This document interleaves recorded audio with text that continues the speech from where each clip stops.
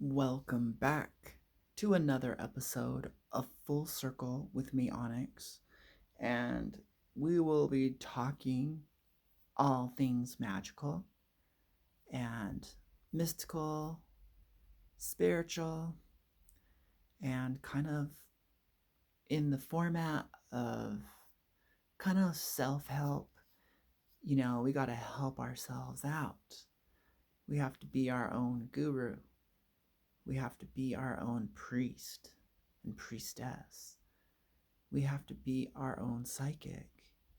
We have to become whole, more ourselves, and all that fun stuff. I kind of want to talk about a lot of things. The four elements through your chakras, the witch's pyramid of power. But, of course, I have all these great ideas and inspirations. And then when it's time to speak, sometimes the program changes. So the first thing that's a priority is purification. So I just want to say that in a lot of my videos, I help, it's a lot about deconditioning from systems, from the masses. But we have to say certain establishments, certain traditions are great launch pads. They're great diving boards. You can springboard off those boards and find your own set of wings, your own set of flippers, however it is. You have a starting point. And so let's honor your starting point. It may have been some religion, it could have been some weird cult, it could have been a fiction character or world, fantasy, it doesn't matter. It could have been something more reality based, who knows? Let's just honor the starting point and move on from there. Okay?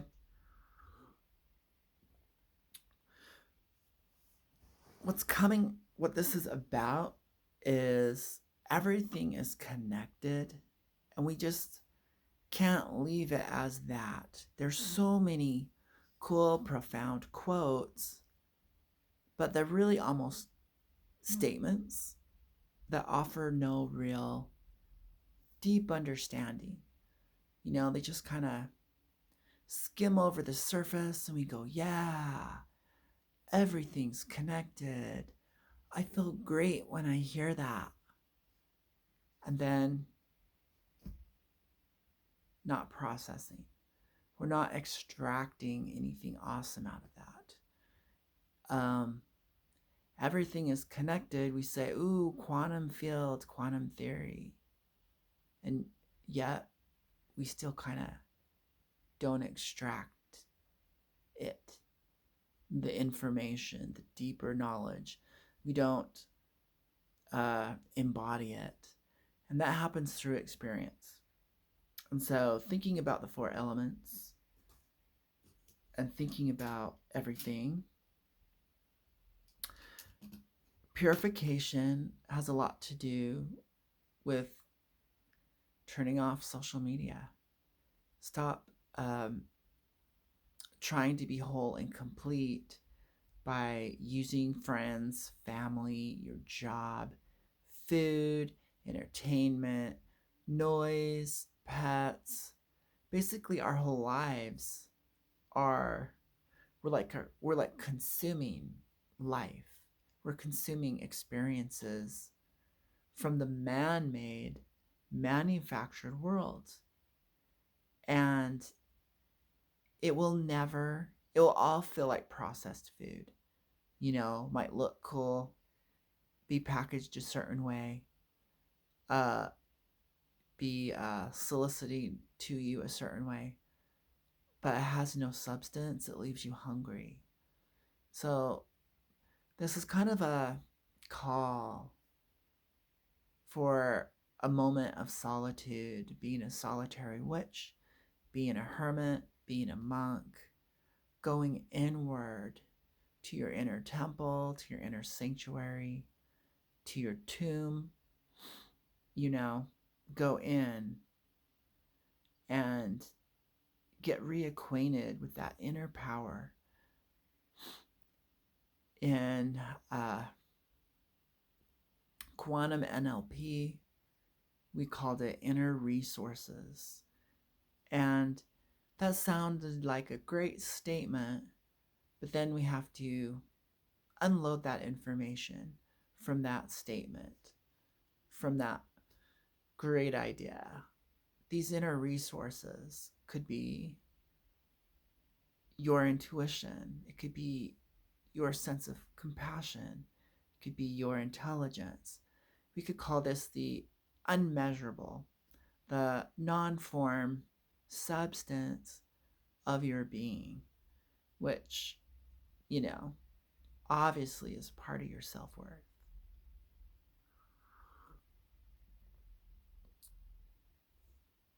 You can consider it your soul quality, your life force, your light, your blessings, however that is. But we go in and take a break. And that's part of purification.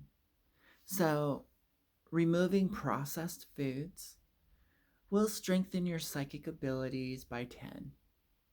Why? Don't give me some mystical reason. Give me something practical. Well, guess what? Your nervous system and the chemicals that run through your body, through the endocrine system, get taxed. And it like sugar overstimulates. Coffee, like caffeine, overstimulates your nervous system. And we would like to think there's no consequence to everything we do. But there actually is. The consequence of overstimulating your nervous system is you burn it out. Overstimulating your endocrine system, you burn it out. Being overly emotional, living through your emotional, you burn it out. Being an overthinker and a worrier, you burn it out. Being overactive, too energetic, too social, too dopamine driven, you burn it out. Seeking love, giving, always catering to other people, you burn out. And so a lot of our life, this so-called modern, I really don't like the word modern because it's antiquated. It's an old word that kind of is over. Like that's a word from the 80s, 70s and 80s. Well, let's leave it in the past. And then, but anyways, it's one of those words, those mysterious words that gets dragged forward, supposedly. But anyways, it makes sense. So our so-called evolved lives, our so-called sophisticated society is not really giving you anything. It's just kind of taking because you're the one who operates the whole show. Okay? Maybe I'll have to pause there because that was so good. You're the one operating the show. You. It's not happening to you. You have to somehow interact with it. You have to somehow reach out with your senses and relate with it. Connect with it. For you to have an experience with it. Okay. So, am I done talking about purity? And the answer is kind of yeah. Why? Like, what does this all have to do? The 4 elements, everything's connected, and the mind and the body are very, very, very connected. So, I would suggest studying Eastern philosophy, Eastern spirituality can really help balance your Western practices. because yoga is about uniting the mind and the body, the energy, the mind, the body with the breath. So, and when you really understand the whole essence of yoga is to bring together, to bind, to make one, then you really understand Tai Chi, you understand martial arts, you understand it. When you're moving as an integrated being, or when you're gathering those forgotten parts of you, like you're watching this video, but do you sense your foot? No. How about the back of your ear? No. We become unconscious of things that are there, but we're not like receiving the signals. Imagine what it would be like to have this, be very conscious of your body, of your thoughts, of your mind. Well, your thoughts are just thoughts flowing through, so you won't say that. Conscious of your beingness, consciousness of mindfulness. So, mindfulness practice, I would say mindfulness practice has been going on ever since I was born. So, some people are just kind of naturally more mindful than others. But, anyways, but it obviously then kind of became a lifestyle when I was getting heavy into meditation, and that was my focus. So mindfulness is kind of like a glue that can help you understand the formless reality and the reality of form, because we're always interacting. Mindfulness is like a bridge to your higher self. Mindfulness is a bridge to your true intuition. Mindfulness is a bridge to true magical power and wielding that force and commanding your energy and giving you your power back. So mindfulness will create the wholeness. So in a society that's always kind of asking you to give your soul away, give your energy, give your thoughts, give your time, give your resources, just dump out, we need to bring ourselves back together. And your body is your car. It is your armor. So kind of being aware and observant of non-important things, seemingly non-important. I've noticed people who exercise, people who eat right, have far less, I would call them paranormal disturbances. They feel far less energetically drained. They have less attachments. They have less spirits interference. Their physical body is like a tank. So they just crush their opposition. So really taking care of your health is very important and is your first line of defense. So earth, structuring all of this, housing and containing it all, giving form so you can interact and work with it in the dimension of time and space. Earth, ground. So in a lot of spirituality that didn't understand integration, that didn't understand wholeness, everyone was trying to go out their third eye. Everyone was abandoning their bodies and hallucinating illusionary spiritual experiences and calling that spiritual. And really what you were doing is you were crawling out the windows of the car. You didn't even use the door. You didn't even know how to turn on the car, turn off the car. Like you weren't fully functioning in your car, your body vehicle. So you felt scared and you felt like you needed to abandon ship, abort. So you abort yourself. And this usually happens during trauma. It's a great example. But we abort ourselves through drugs. We abort ourselves through loud music. We abort ourselves in other ways that aren't exactly trauma based, that don't get the attention. You're with a friend who won't stop talking about something you don't care about. Your mind wanders. You've aborted yourself. Um, you're in a loving relationship. It's not going the way you expected. The date sucks, or other the exchanges are not feeling great. So you imagine somebody else, or you abort. You fake being happy all day. You're aborting your sadness. So you're aborting yourself. You're throwing your soul away through time and space in all those different experiences all your life. And now you're drained, you're tired, you feel lost, you don't have a purpose, and you don't know why. And I'm like, you're a jar of glitter, and you've just dumped it everywhere throughout your whole life. But you didn't leave an organized trail to sweep up and put back in the jar. You just scattered it haphazardly, unconsciously, because you didn't know exactly what you were doing, and you also didn't know the consequence. But lessons learned. So now here you are, and here's a very simple way. Here's 10 years of therapy.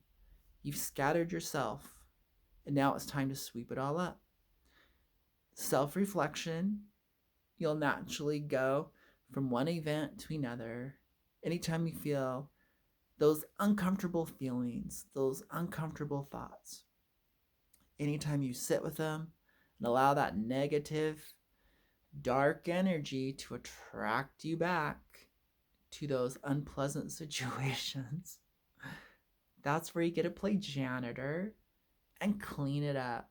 So you're so mad that you found another pile of crap and it stinks.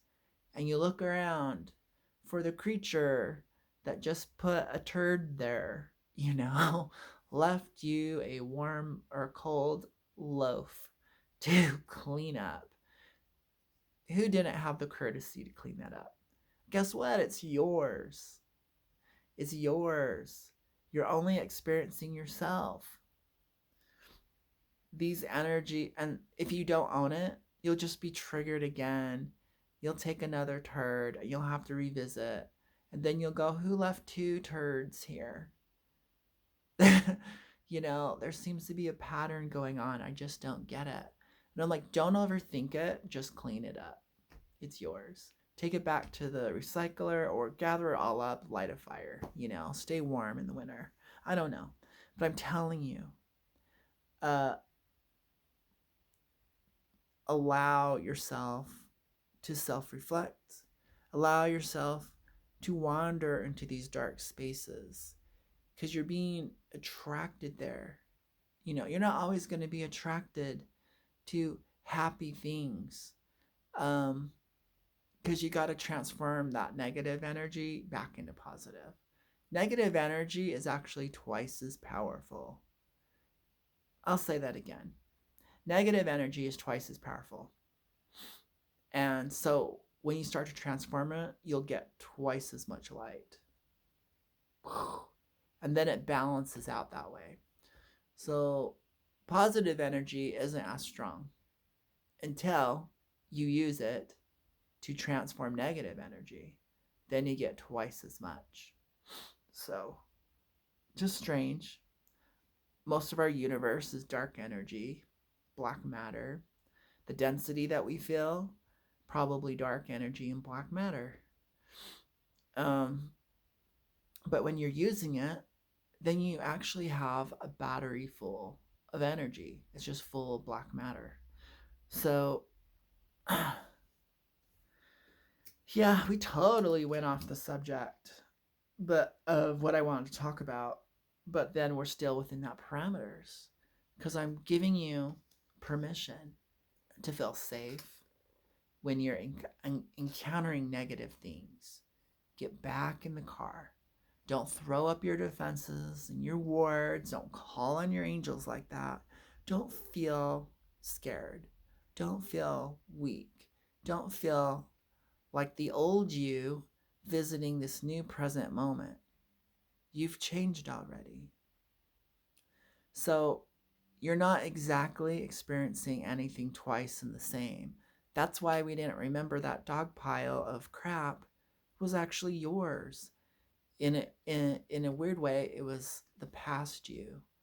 It was a downgraded version of you.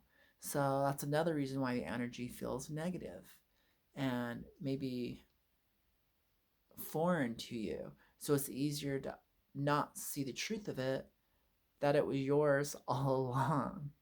So, I'm just saying, own your baggage, be grateful for being triggered, because that points directly to where the misunderstanding is. It's more of a misunderstanding than an injury. So I hear this all the time as an excuse.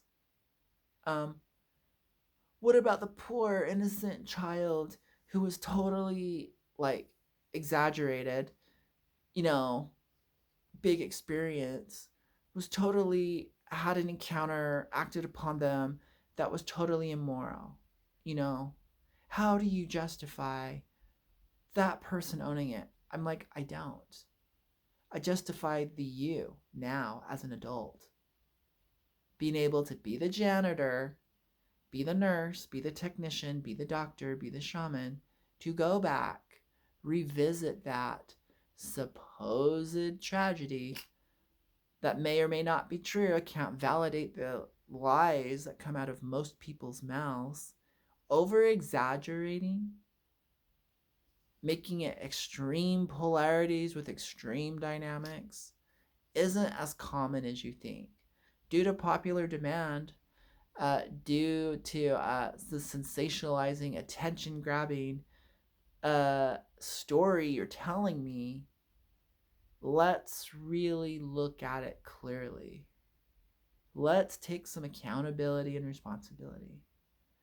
I can only speak for myself, but I know almost every single intense experience I've ever gone through, years earlier, I wondered about what it would be like to go through that. So I have to confess, I signed up and bought a ticket before those events happened.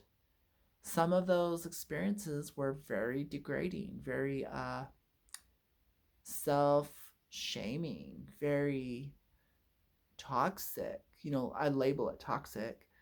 Uh, but from a place of neutrality, from a place of being this infinite being, it's a little different when you know. So when you're in your cosmic knowing, in your divine understanding of yourself, those experiences aren't so bad, and we don't look at it exactly the same way. And I remember I even confessed to like an authority. I went, yeah, yes, that happened, and yes, if I'm going to be completely honest with myself, though there are age differences, though during that decade it was very taboo, I confess that's what I wanted to do. That's what I did. You can't blame the other person. I told them to don't scapegoat the other person. It's not all them or all me. It was consensual if I really get deep down and honest with myself. And so I would say 80% of the time, when you really look into those situations, uh, the one blaming actually needs to get really, really honest with themselves. And so it looks like this video turned more into purification by looking at your garbage, your own dog pile. We live in a society that sells crap. We package it up, make it sound special. You pay a lot for it. We might even sprinkle it with gold glitter, obviously artificial. And you're going to buy it and you're going to eat it. And then you're going to sell it. So you may have been caught up into that game. There's a lot of games going on different ways of not taking responsibility, not taking ownership for your life. And We bypass and blame others. We put the burden on them. We act upon them. And there's a lot of what I call mistakings. Mistakes are mistakings. We frame people. We create a story about them based on our limited experience. Then we label them good or bad, delinquent, lazy, annoying. We label them incompetent. That's all you. That's more your dog pile. Or we buy into agreements. Everyone in a group is scapegoating someone else. They're blaming. And we do this in a society. People get paid for it. People capitalize on other people who fit a certain characteristic, like a witch, like the devil, like the mean old man down the street, like the crazy lady with all the cats. We stereotype, and more often than not, we mistake. But the reality of it all, moving into our personal practice, solitary, I call it wrapping it up, bringing it in, grounding and centering. Yeah, we did all that. And we're going to do it again and again to each other. There's going to be a lot of mistakes, mistakings. And we forgive ourselves first for being stupid, for being blind, for falling for the very deceptive smoke and mirrors.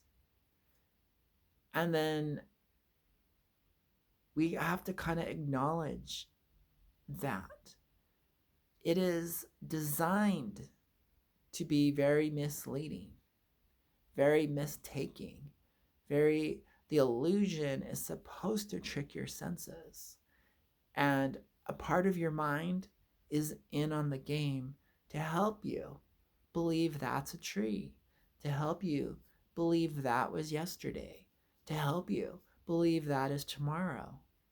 Part of your own neurology, your own avatar suit in the video game simulation of reality is designed to interact with the illusion. And it feels so real, and it looks so real, and it was so personal. Purify. Back to center. Back to this moment. And breathe. By breath alone, you can purify. By centering and grounding and breathing, bring it all in. You've really done a lot of yoga principles. That's why the lotus pose or anything similar to it is really nice. Sit your butt down, cross your legs, that any form that is comfortable. Don't stress yourself. No pressure on your joints. You want to be relaxed and comfortable with your spine vertical.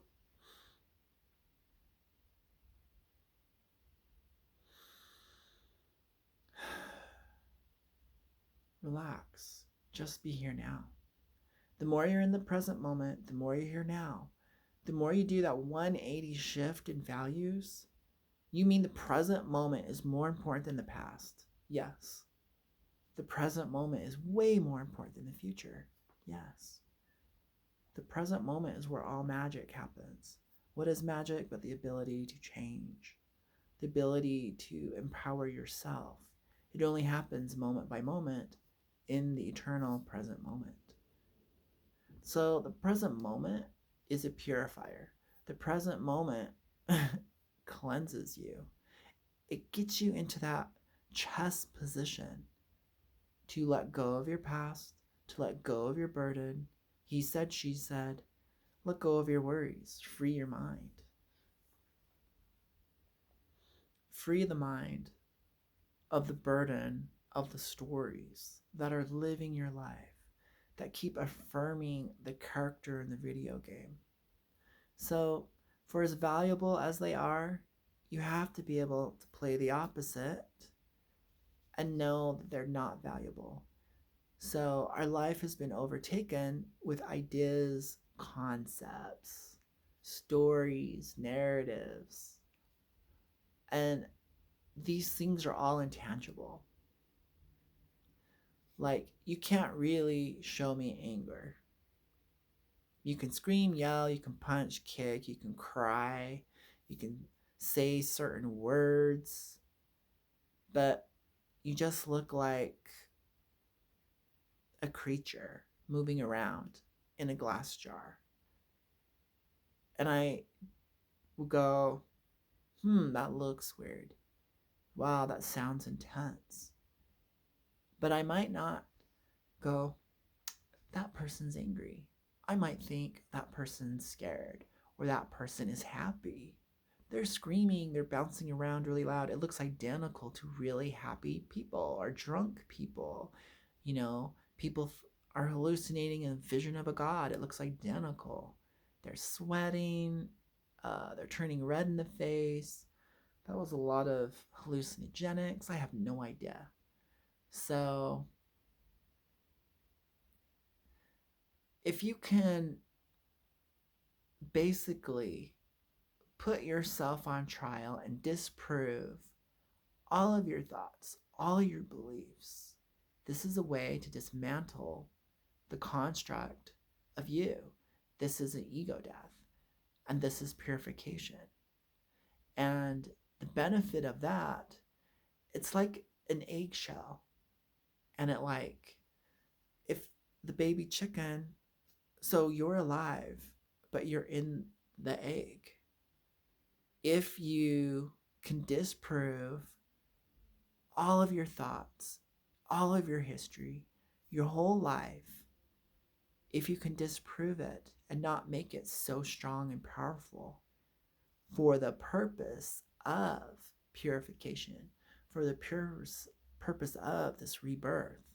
So, knowing the end goal, well, can really help you put it in the right context and the right framework to have it be a healthy experience. But literally, it's like rebirth. It's like, why wait till you're dead to be reborn, to look back and reflect and have a life review as the narratives of the psychics keep peddling for $4 down the street, for pennies? Why believe in that narrative? You can have your death experience now. You can pull up those most intense memories that you own, put them on trial, dismantle them till they're dust, blow it away, wipe the slate clean, be reborn now. This is